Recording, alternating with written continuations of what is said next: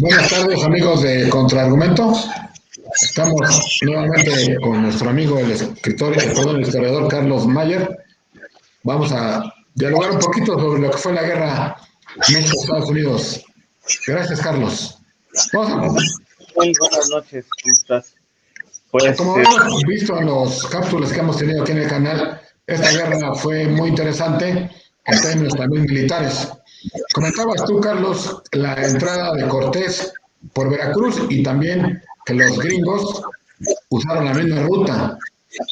Sí, porque... ¿Cuál fue la resistencia de los mexicanos en un momento de guerra contra Estados Unidos y de los aztecas en aquel momento? Bueno, en el camino de Cortés al Tenochtitlan, los quisieron emboscar en Cholula. Bueno, resistieron las caltecas, pero luego se volvieron aliados de Cortés. Y los aztecas quisieron emboscar a Cortés en Cholula, pero una indígena que se había hecho amiga de la Malinche le contó que querían matarlos y Cortés, en lugar de que lo emboscaran, él emboscó a los cholultecas y los masacró. Y en el caso de la invasión de los gringos, después de tomar Veracruz, avanzaron hacia la Ciudad de México, y el 18 de abril de 1847 Santana los combatió en Cerro Gordo, y pues por necio y por inepto los derrotaron, y ya de ahí llegó hasta la Ciudad de México tanto Cortés en su tiempo como los invasores en el suyo, ¿no? Pero sí, terminar el avance de ambos, porque por el norte, o sea, les hubiera costado muchísimo trabajo, porque lo más al sur que habían llegado era Saltillo, y hasta Matehuala eran 400 kilómetros de desierto. Era muy, muy difícil que lograran llegar tan fácilmente. Y aparte, acuérdense que a pesar de todo, cuando termina la guerra, no pudieron conquistar todo México, ¿eh? O sea, había zonas del país que no las tocaron. A Oaxaca no entraron. Lograron tomar lo que es ahora Villahermosa, después de haber sido reemplazados una vez, pero Guadalajara no la tomaron, ni tomaron Sonora, ni en Baja California los echamos al mar en Mulegé y no pudieron tomar muchas poblaciones. Entonces, Guanajuato tampoco, ni Durango, ni Zacatecas. O sea, nada más se habían posesionado del camino de Veracruz a la Ciudad de México, tomaron luego Cuernavaca y Toluca y se quedaron ahí. Y en el norte, pues sí, ahí sí dominaron todas la extensión de terreno de Nuevo México y Colorado y Nevada y Utah y California. Pero acuérdense que en toda esa zona había 100,000 habitantes y como 50 millones de búsquedas. Prácticamente vacío de gente, ¿no? Había muy pocos habitantes. Y las tribus indias, ¿no? Pero a ver, la pregunta es, ¿hubiera tenido el ejército mexicano la capacidad logística de abastecimiento y de armas para llegar a resistir una lucha que hubiera incluido todas las ciudades que comentas? Sí, cuando desembarca Scott en Veracruz, el duque de Wellington, que había derrotado a Napoleón, hizo un comentario. Dice, están locos estos estadounidenses. Dice, de Veracruz a México son casi 500 kilómetros. Su línea es muy débil. Los mexicanos les van a cortar las líneas de abastecimiento y los van a aislar y los van a masacrar. Y Santana los dejó que avanzaran con toda la calma del mundo. No hizo nada por cortarles las líneas de abastecimiento. Simplemente en Paso del Macho, ahí en Veracruz, podían haberles cortado el paso, o en las cumbres de Aculcingo, en muchos lados, sí, en Puebla, en varias partes, hubieran cortado el abastecimiento y los hubieran vencido por hambre, ¿no? Pero no, Santana los dejó que llegaran cómodamente. Desembarcan en Veracruz en marzo de 1847. Llegan a la Ciudad de México el 9 de agosto. Ya vean, marzo, abril, mayo, junio, julio y agosto. Se habían 6 meses sin atacar de su línea. Fue absurda la estrategia que siguió Santana. Sobre todo teniendo una muy buena caballería como la que teníamos, y a la cual le tenían miedo los gringos. Ok. Tienes ahí un poquito de ruido, Carlos, en tu micrófono. No tengo nada. Se oyó una ambulancia ahorita, pero no tengo nada. Okay.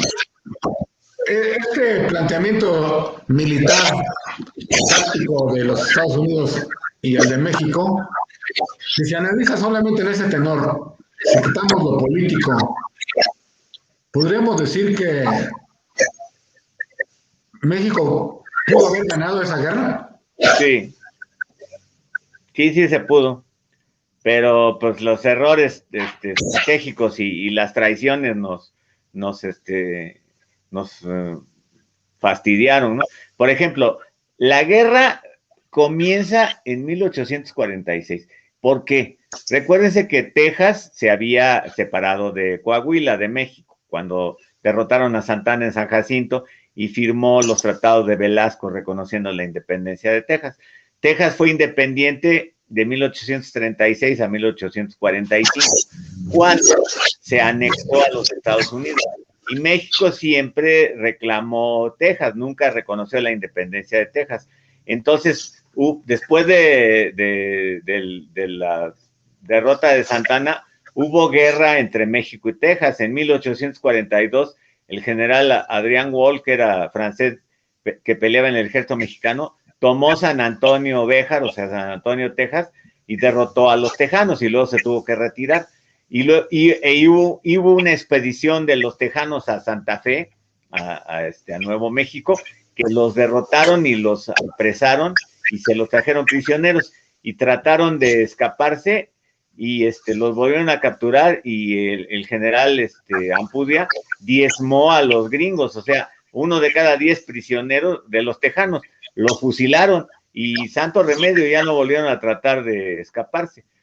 Entonces, al anexarse Texas a los Estados Unidos, que por cierto no todos los tejanos estuvieron de acuerdo porque preferían mucho ser una república independiente, se estableció un estado de guerra entre México y Estados Unidos y el general José Joaquín de Herrera, que era presidente de México, mandó al general Gabriel Valencia con 6,000 hombres a combatir a los invasores estadounidenses.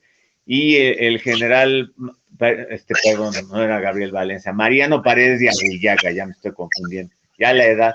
Entonces, se subleva contra el general José Joaquín de Herrera, regresa a la Ciudad de México, lo derroca y se queda él en la presidencia. Y él pide un príncipe extranjero. Y mientras tanto, don Antonio López de Santana estaba en La Habana, porque le habían exiliado después de un cuartelazo más. Acuérdense que aquí en México cada semana había un golpe de Estado. Entonces, Santana fue 11 veces presidente y varias ocasiones pues, lo derrotaron. Entonces estaba en La Habana y varios generales, entonces el general Mariano Salas, se sublevan contra Paredes y lo derrotan, que se vaya y le piden a Santana que se venga a México.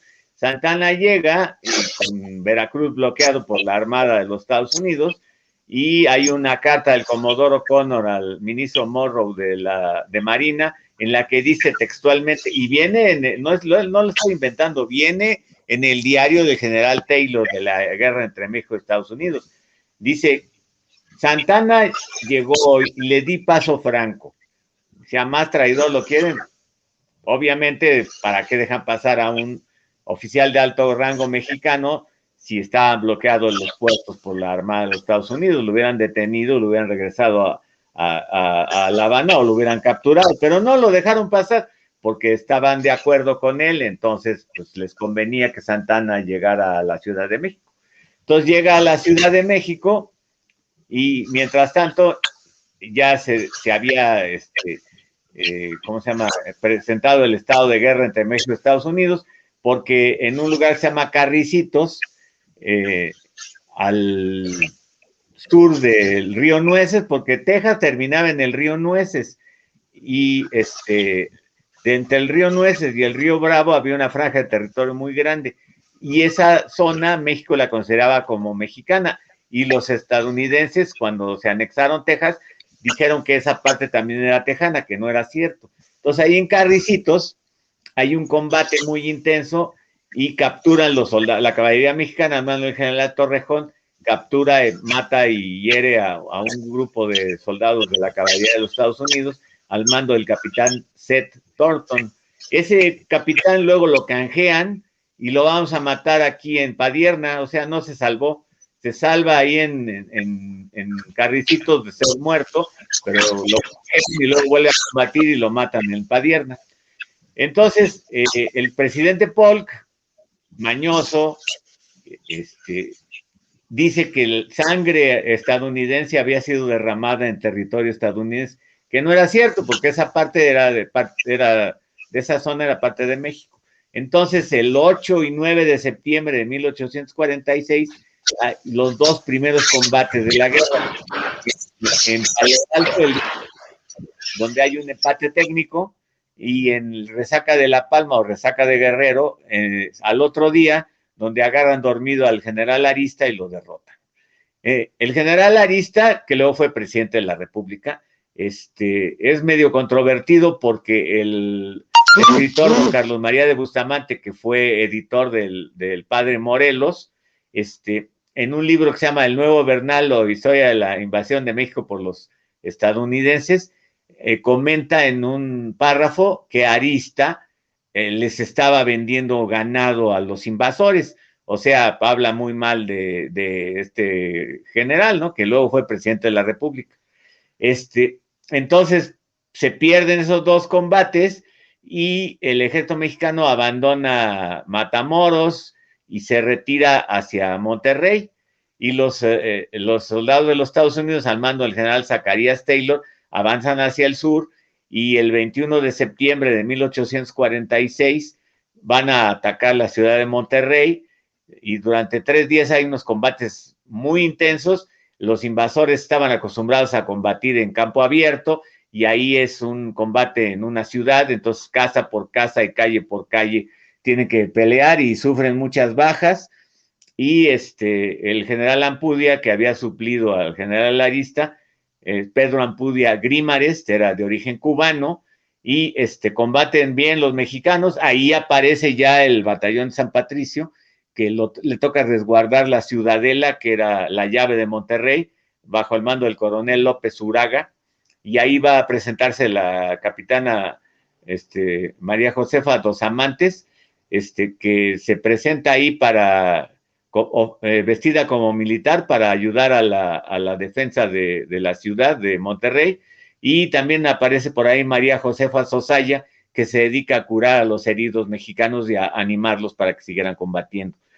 Después de varios días de combates, pues Ampudia, para mí indebidamente, solicita parlamento, armisticio, cuando Taylor ya estaba listo también para retirarse porque había tenido muchas bajas.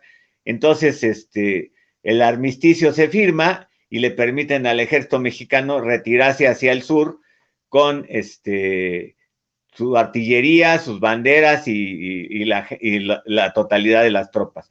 Y cuando se van retirando, los gringos ven a unos pelirrojos, rubios, diferentes de los morenos mexicanos, y empiezan a insultarlos porque eran los voluntarios irlandeses del San Patricio que se habían pasado al lado mexicano porque eran católicos y los trataban tan mal en Inglaterra los protestantes como en Estados Unidos los protestantes también.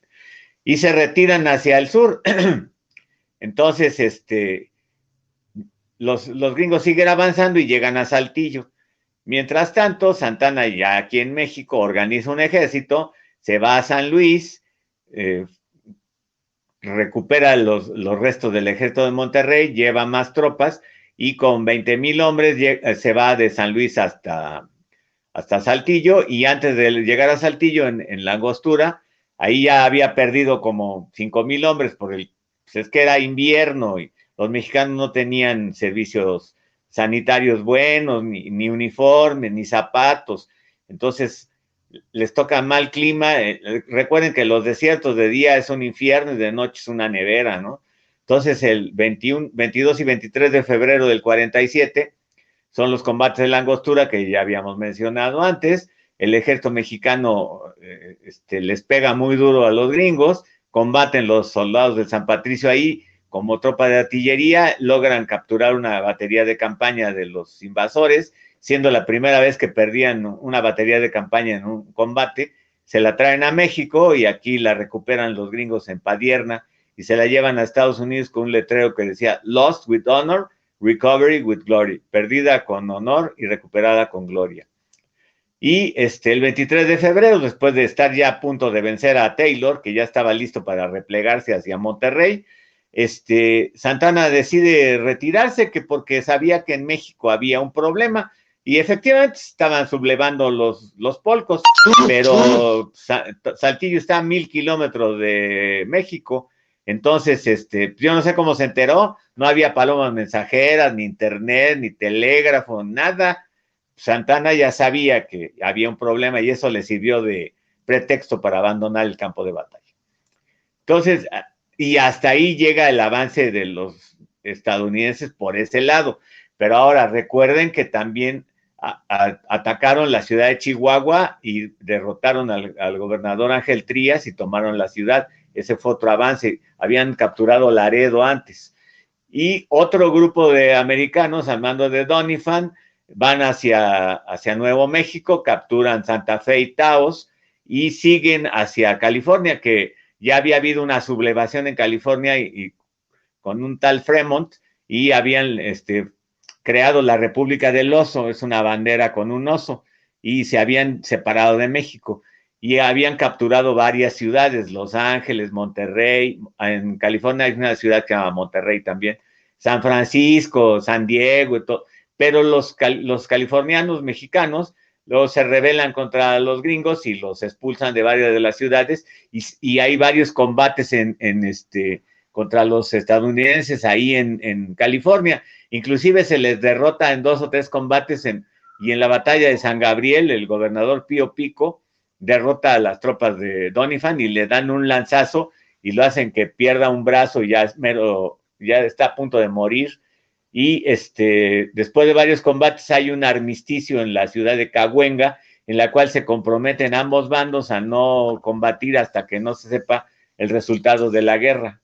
Y en Nuevo México, los indios pueblo, los habitantes de Taos y de Santa Fe, se rebelan contra los gringos, matan al gobernador que habían dejado y son atacados por el ejército de los Estados Unidos después, derrotados y cuelgan a los rebeldes, imagínense, te cuelgan por defender a tu propia nación, para que vean la calidad de esta gente, ¿no? Y en octubre de 1846, el Comodoro Connor avanza por el río Grijalva hasta San Juan Bautista, ahora Villahermosa, y ahí combate con el ejército mexicano al mando del coronel de infantería de marina Juan Bautista Traconis. También nosotros tenemos marines, siempre hemos tenido infantería de marina, y los derrotan a los marines gringos, los hacen huir con la cola entre las patas, y el contraalmirante Tomás Marín en Alvarado quieren tomar el puerto y los echa al mar, y porque ahí no estaba Santana. Traconis luego viene aquí a México y combate en Churubusco. Está sepultado en el cementerio de San Fernando. El que también está sepultado ahí es el general Lampudia. Ahorita no hay manera de entrar a San Fernando porque creo que está dañado por el terremoto del 2017 y no lo han reparado, pero están sepultados ahí.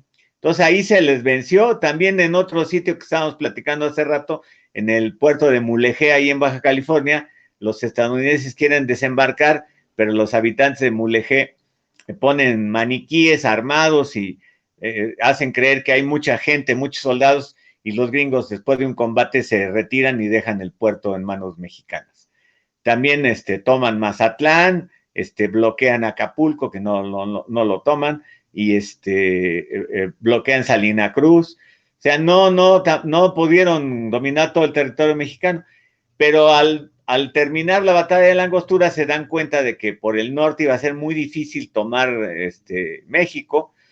Entonces, por el desierto, pues eran 400 kilómetros de Saltillo a Matehuala y luego todavía otros 200 kilómetros más, y es casi todo desierto, ¿no? Es terrible, ¿no? Entonces deciden invadir México por la ruta de Hernán Cortés, como ya habíamos mencionado. Para esto, Santana, por error o traición, ordena que se abandone Tampico sin combatir, y los gringos toman Tampico y les sirve de base de operaciones para poder atacar Veracruz. Y en marzo de 1847 desembarcan en Veracruz, que fue la primera operación anfibia militar de la historia aparentemente, y los dejamos que desembarcaran cómodamente, no se les ataca ni nada. Entonces sitian la ciudad, la rodean, la sitian, y durante 5 días están bombardeando la ciudad hasta que los mexicanos piden armisticio y se rinden. Y los estadounidenses, ya después de asegurar Veracruz, siguen avanzando, toman el castillo de San Carlos en Perote, donde lo abandonan los mexicanos y les dejan artillería y pólvora y armamento, y siguen hacia la Ciudad de México. Y Santana, mientras aquí en la Ciudad de México, organiza otro ejército y va a combatir la Mancha de Veracruz, le dice él, ahí en Cerro Gordo, un lugar cerca de Jalapa. Cuando le dicen los ingenieros militares, el general Robles Pezuela y el coronel Juan Cano, que había estudiado en Francia, el Cano era un oficial muy bien preparado, que los esperara en Corral Falso, porque ahí era más fácil que la caballería mexicana maniobrara y pudiera atacar a los invasores, y que había un río y que se podían abastecer de agua. Y Santana le dice, no, yo soy jarocho, yo conozco bien el terreno, los esperamos en Cerro Gordo. Y se fortifica ahí en el Cerro del Telégrafo y el Cerro de la Atalaya, pero deja el telégrafo sin protección, los gringos se dan cuenta, lo capturan, nos flanquean y lo derrotan. Y es tan mal la estrategia de Santana que hay mucha tropa mexicana que no logra combatir en la batalla, se queda retrasada en los combates y tienen que retirarse. Ahí muere el general Ciriaco Vázquez, y pierde Santana el tesoro del ejército, y su pata de palo, porque acuérdense que le habían volado una pierna a los franceses en Veracruz. Deja su carruaje, que la pata de palo de Santana la tienen los gringos ahí en un museo en Estados Unidos. Entonces, ahí también combate el batallón San Patricio, los voluntarios extranjeros, pero no hay documentos porque los documentos del ejército mexicano se perdieron en el combate. Entonces, siguen avanzando los gringos, y en julio del 47, imagínense, de abril, mayo, junio, llegan a Puebla, y en Puebla pactan con el obispo de Puebla para que no los ataquen ahí en la ciudad de la población, y siempre y cuando ellos respeten las iglesias. Y ahí permanecen hasta que el 9 de agosto de 1847 llegan a la Ciudad de México por el lado de esa hora la calzada de Zaragoza. Los mexicanos habían fortificado el Cerro del Peñón, el Coronel Cano, y era una fortificación bastante buena, puesto que los exploradores de los soldados invasores la revisan y pues no quieren atacarla, entonces le dan la vuelta y se van hacia el surponiente y van a terminar en Tlalpan. Pero recuerden que en el siglo XIX la Ciudad de México estaba rodeada de lagos, era un sistema lacustre, el lago de Jaltocan, la laguna de Zumpango, el lago de Chalco, el lago de Texcoco, Xochimilco y Tláhuac.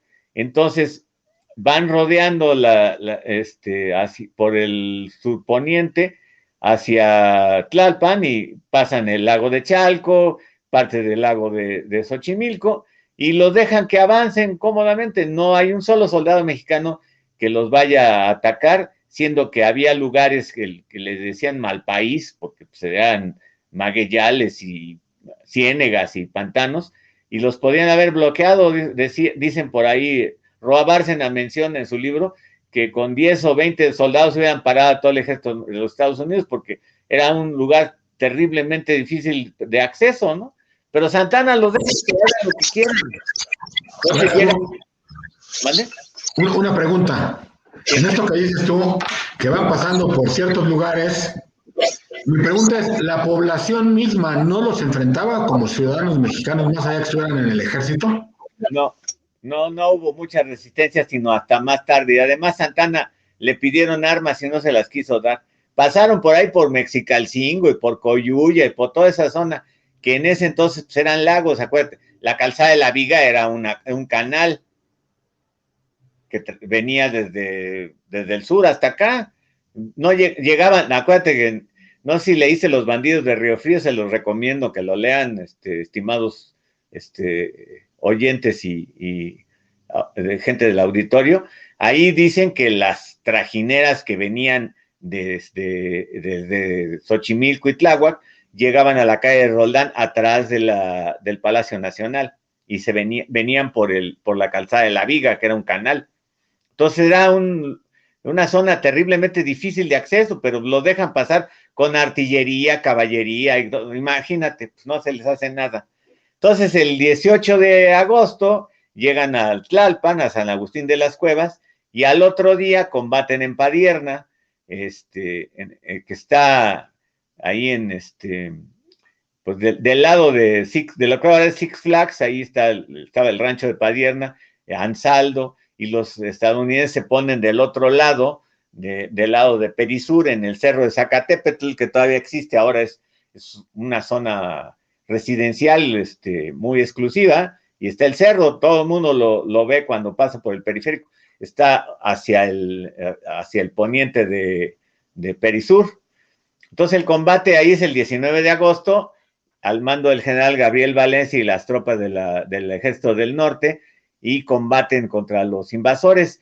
Varias ocasiones cae el rancho de Padierna en manos mexicanas o en manos invasoras, hasta que al final queda en manos mexicanas, y Santana manda al general Pérez a apoyar a Valencia, pero en la noche le ordena a Pérez que se retire y deja libre el flanco. Entonces Valencia manda a don Guillermo Prieto, que era su asistente, y a otro oficial, creo que Ciafino, a hablar con Santana, y Santana lo recibe en lo que es ahora la Casa del Risco, ahí en San Ángel, donde había estado jugando boliche, bien cómodo, y le dice, ¿sabe qué? Ordénenle a Valencia que se retire. Oiga, mi general, pero pues es que podemos vencerlo. No, dígale que a ese punto suspensivo, que hasta lo insulta, que se retire. Es un traidor, dice, lo voy a fusilar y no sé qué, por insubordinación. Entonces, Prieto y el oficial Ciafino regresan a ver a Valencia, y Valencia les dice, pues nos han traicionado, pues tendremos que luchar. Y en la madrugada del día 20, habían por cierto, en Puebla se forma la contraguerrilla poblana, o sea, eran traidores que habían sacado de las cárceles y los utilizan para luchar contra la guerrilla mexicana, que esa fue una cosa muy interesante, porque los guerrilleros mexicanos les pegaron re duro a los gringos en varias ocasiones. Ahorita que terminemos de hablar, más o menos los mencionaremos. Entonces, uno de los de la contraguerrilla guió a los gringos ahí por el Pedregal para salir por un lado y poder atacar por dos flancos a los mexicanos. Entonces, Valencia pierde la batalla y se retira hacia Cuautitlán, y luego se va a Toluca porque Santana lo quiere fusilar. Y el ejército mexicano se retira, los que sobran, hacia la calzada de Tlalpan, y se van hacia el centro de la ciudad por lo que es Niño Perdido ahora. Y el ejército de los Estados Unidos los persigue ahí por Miguel Ángel de Quevedo hasta la calzada de Tlalpan, y se van a estrellar contra el convento y puente de Churubusco, que estaba resguardado por el general Manuel Rincón, el general Pedro María Anaya, también la hacienda de Portales, ahí había tropas mexicanas, y estaban los batallones de la Guardia Nacional, Independencia, Bravos, los batallones de Galeana y Chilpancingo, los piquetes de Tlapa, que eran voluntarios españoles, y el batallón de San Patricio, las dos compañías que estaban formadas por extranjeros, y combaten intensamente tanto en el puente como en el convento de Churubusco. El puente cae después de un combate muy intenso. Santana no los apoya, se retira con muchísima gente deja abandonada la hacienda de Cuapa y otras posiciones, y se retira hacia el centro de la ciudad, sin presentar combate, deja abandonados a los defensores de Churubusco, y después de muchos asaltos e intentos de tomar el convento nunca cae por asalto porque son rechazados siempre los gringos. En el puente hay una explosión y detona un carromato de pólvora y mata a mucha gente de los invasores, y se repliegan al convento y siguen combatiendo hasta que ya no tienen municiones y se tienen que rendir. Entonces, cuando entra el general Twiggs con la bandera americana, que traía 22 impactos de bala, imagínense lo duro del combate, porque hasta los gringos se sorprenden de la resistencia del convento, ¿eh? Y la mayor parte de los que estaban ahí eran voluntarios, o sea, eran la Guardia Nacional, que sí servía en ese entonces, ¿no? Eran ciudadanos civiles que se armaban ellos mismos y recibían instrucción militar e iban a pelear contra los invasores. Entonces, le pregunta al general Anaya que dónde estaba el parque, y Anaya, que había quedado cegado por una explosión de pólvora, le dice, ¿sabe qué? Si tuviéramos parque no estarían ustedes aquí. Y capturan a muchos de los irlandeses, otros mueren y otros se escapan, y los van a juzgar, y ahorita seguiremos hablando de qué les pasó. Y se pacta un armisticio que dura hasta el día 8 de septiembre, en donde va a ser el combate del Molino del Rey. Ahí estaba una línea de batalla muy bien formada por el Molino del Rey, que todavía existe el edificio, es la casita de dos aguas que se ve ahí donde está la Casa de los Pinos, el acueducto que traía agua de Santa Fe hasta San Cosme, y del otro lado estaba otra fortificación que se llamaba la Casa Mata, y estaba perfectamente formada la línea de batalla, pero en la noche del día 7, Santana le ordena a los que estaban en el acueducto que se retiren a San Lázaro, que porque los gringos iban a atacar por ahí, cosa que no pasó, y al otro día pues capturan los cañones, y el coronel Echeagaray desde Chapultepec hace que bajen corriendo sus soldados, recupera los cañones. Hay un combate muy intenso. Mientras tanto, en la hacienda de los Morales, el general Juan Álvarez, con 5,000 jinetes, estaba viendo la batalla, y no es para mandar un solo soldado a pelear. Dice que era muy difícil el terreno para que maniobrara a la caballería, pero los podía haber mandado como tropa de infantería. La caballería mexicana tenía varios cuerpos de ejército. Los dragones, que eran infantería montada, podían pelear a pie o a caballo. Los húsares, que eran unos soldados muy elegantes. Los lanceros, que obviamente usaban lanzas. Y los coraceros, que eran basados en el ejército francés, traían una coraza de metal y un casco con un morrión de crin de caballo. Pero podían haber utilizado a los dragones como tropa de infantería y haber atacado a los gringos, pero Álvarez se queda viendo la batalla, otro traidor que luego fue presidente y que tenemos su nombre escrito con letras de oro en la Cámara de Diputados también, paradójicamente. Entonces, los combates son muy intensos ahí en Molino del Rey. Muere el general Antonio León, que era gobernador de Oaxaca, el coronel Gregorio Gelati, y ahí hay un oficial, el subteniente Margarito Suazo, del batallón de la Guardia Nacional Mina, que salva su bandera envolviéndose en ella y huyendo herido y muriendo después, pero salva la bandera. Muere también el coronel Lucas Valderas, hay una calle de él, con su nombre ahí en el centro. Cae la Casa Mata, y los gringos muy enojados porque los mexicanos estaban rematando a los heridos, pues era guerra y ellos no se portaron tampoco tan decentes.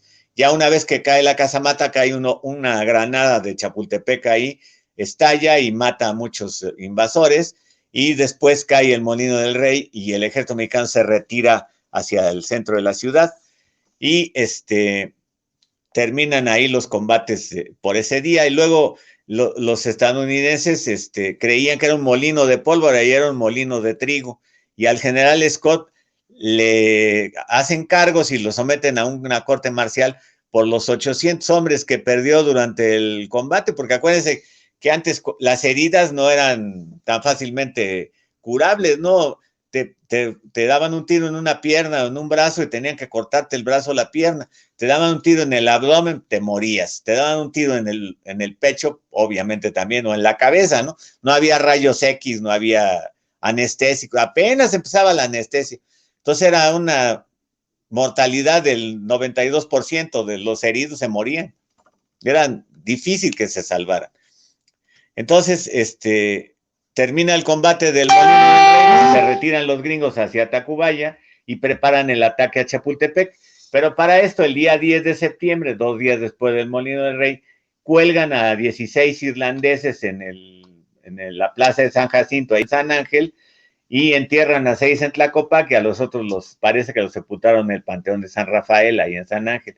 Y a 12 más les dan 50 latigazos y les queman la cara con una letra D de desertor. Y al capitán Riley, que era el jefe de los irlandeses, se equivocan de mejilla y le queman la otra. Entonces, bien civilizados, ¿no? Además, violan su 7ª enmienda, que dice que no se podrán aplicar castigos crueles a los prisioneros, porque han de saber que la Constitución de los Estados Unidos tiene 7 artículos y 26 enmiendas, desde 1782 hasta 1992. La de México tiene 136 artículos y pues creo que más de 400 enmiendas en 104 años, pues compárenlas, ¿no? Bueno, aparte.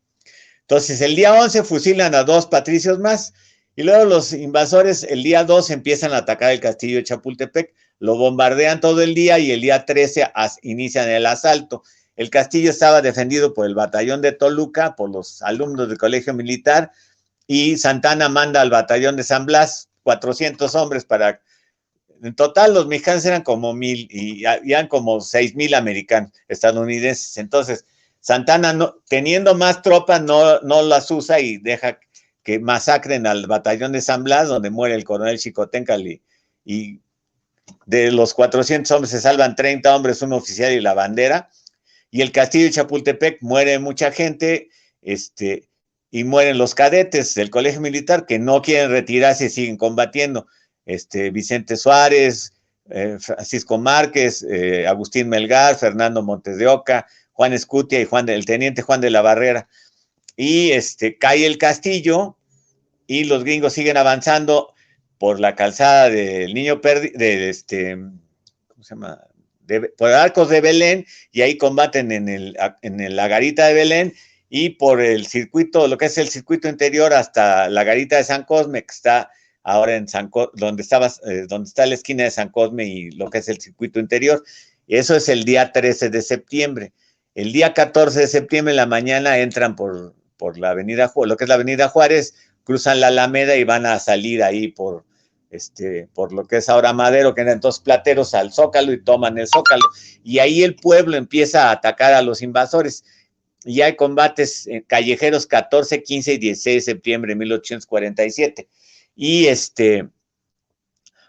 hasta que Scott pues, empieza a disparar cañonas contra las casas de donde lo estaban atacando, y va el alcalde de México a pactar con Scott, y se firma un armisticio, y ya se cesan los combates y los invasores capturan la Ciudad de México. Y van a quedarse hasta junio de 1848, ya después de que firmaron en febrero de 1848 en la Villa de Guadalupe los tratados de Guadalupe Hidalgo, en los cuales se le da a los Estados Unidos 2 millones de kilómetros cuadrados. No vendimos nada, se lo robaron. El dinero que nos dieron como una compensación para, como decimos aquí, para taparle el ojo al macho, pero no les vendimos nada, se lo robaron. Y también otra cosa, Santana no vendió nada, Santana ya ni era presidente. El que firma los tratados es el presidente don Manuel de la Peña y Peña, que quedó de presidente de una manera así medio rara. Entonces, aparentemente él no debía haber sido presidente, pero en ese caos que era, porque el ejército mexicano se retira de la Ciudad de México y se va a Querétaro, y ahí queda Manuel de la Peña y Peña, y Santana se lleva lo que queda del ejército, va a querer tomar Puebla y lo derrotan. Luego combaten a Atlisco y lo vuelven a derrotar. Y en la ciudad de ¿cómo se llama? Donde ponen esos ¿cómo se llama? ¿Te acuerdas? ¿Dónde qué, perdón? ¿Mande? ¿Dónde qué?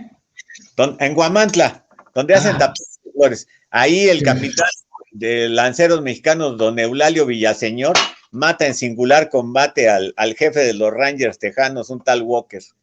Y la población de Guamantla le regala una mojarra de oro al capitán Villaseñor. La mojarra era la punta de la lanza. mojarra, no con J, mojarra es mojarra con H, es un término español, y era la punta de la lanza, le dan una mojarra de oro a Villaseñor por haber derrotado a los gringos. Y Santana se va hacia Oaxaca, y ahí Benito Juárez no lo acepta, lo rechaza, y se va y se embarca y se va hacia Colombia. Entonces, cuando se firman los tratados de Guadalupe Hidalgo, Santana ya no era presidente, o sea, él no vendió nada. Ya es que todo el mundo dice, territorios que vendió Santana, no, él no vendió nada. No es que lo destruyó, simplemente no pasó. Y pues así, no hay varios combates más. Los gringos ahí en Chihuahua se retiran, luego regresan y vuelven a tomar la ciudad ya después que se habían firmado ¿cómo se llama? Los tratados de Guadalupe Hidalgo. Y pues ya termina esto y se retiran y pues ya perdimos la guerra por mala estrategia. Claro, este recuento que has hecho me parece muy interesante. Nos da cuenta de los altibajos, de los blancos y negros que había en esos momentos. Una pregunta ya para terminar. La parte política, que tenía mucho que ver con la militar. Santana había participado en la guerra de los pasteles, había estado con Iturbide, con el ejército trigarante. Se le había revelado a Iturbide para quitarlo del poder. Sí. Estaba, como dices tú, ya en Cuba. ¿Por qué tantos, habiendo en México, creo yo, otras posibilidades, tanto para dirigir el ejército o el combate, como para ser presidente de México en algunos momentos, por qué siempre caía en él? De plano, ¿había los otros eran muy malos o le sacaban a entrar a los otros? Pues yo creo que este cuate estaba muy bien apalancado en todos los niveles, ¿no? Hasta en la masonería, ¿no? Entonces, pues, porque su vicepresidente Gómez Farías era masón y de los fuertes. Es más, don Valentín era doctor aparte, y él era terrateniente en Texas, o él tenía muchos terrenos en Texas, lo mismo que Lorenzo de Zavala, yucateco, que fue gobernador del Estado de México, ministro plenipotenciario de México en Europa, y luego fue vicepresidente de Texas, ¿cómo ves? Y también el tatarabuelo de Madero, también fue terrateniente de Texas. O sea, para que veas todas las paradojas de nuestra historia, ¿no? Y Santana, pues, no era valiente, no lo niego, era buen organizador, pero era pésimo comandante, ¿eh? Pero entonces, había otro. Vieron en él que nos cargó el demonio. Pero habría otra persona en términos militares que pudiera haber hecho cabeza en el ejército mexicano. Haber sido Gabriel Valencia, ¿qué otro general? Paredes, el general Herrera, algunos. Guadalupe Victoria murió en el 43, y no, a lo mejor hubiera también podido hacer algo, pero no había muchos candidatos, ¿eh? Y la oficialidad era muy joven, porque el colegio militar lo fundaron en 1822, entonces oficiales egresados del colegio militar, lo más que serían mayores, no creo que hubieran tenido tanto rango, entonces no había un cuerpo de generales muy experimentado. La mayor parte de los generales, por ejemplo, habían peleado en el ejército virreinal, y luego garante, o sea, ya era gente de su edad, ¿no? Claro. Bueno, para finalizar este tema, yo preguntaría, una vez que los norteamericanos se retiran, una vez que se firman los tratados, los nuevos gobiernos mexicanos tuvieron una postura, digamos, de enfrentamiento con Estados Unidos, se rompieron las relaciones. ¿Qué pasó, digamos, los siguientes años, ya para concluir? El general Herrera, pues trató de ayudar a los yucatecos que estaban con su guerra de castas, y pues, pues quedamos muy golpeados, había mucho resentimiento contra los gringos, y luego en 1853, ya regresando Santana por última vez, nos quitan la mesilla, y ahí sí la tienen que vender porque nos habían amenazado con otra guerra, y pues ahí sí hubiéramos perdido todo. Lo que nos salvó de ser totalmente dominados por los gringos fue que había 8 millones de habitantes en México y 6 millones eran indios. entonces mete a 6 millones de indios en reservaciones, no mete a los otomíes, a los zapotecos, a los mixtecos. No hubieran podido, por eso Scott decidió retirarse y triste, el ministro que estuvo negociando dijo, no, pues para nada, o sea, no tiene caso, no los vamos a poder meter en una reservación, entonces nos dejaron. Si no hubiera habido tantos indios, nos hubieran absorbido, hubiéramos sido una estrellota más de su país, ¿no?